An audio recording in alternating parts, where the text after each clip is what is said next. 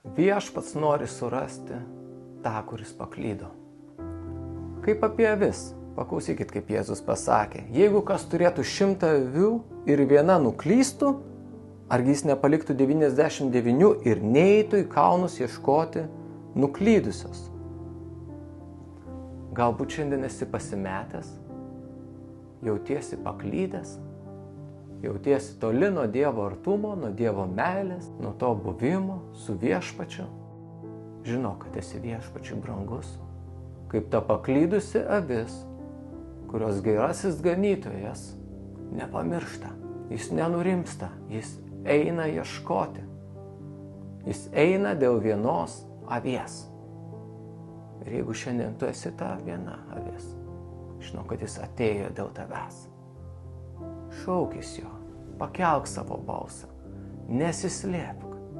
Viltis yra. Ganytojas nori tave sugrąžinti į ganyklą. Ganytojas vėl nori tave apglėbti. Nori sugrąžinti tave į savo namus, į savo artumą, į savo džiaugsmą, į savo meilę. Prašyk jo ir jis paims tave ant savo rankų ir vėl neš tave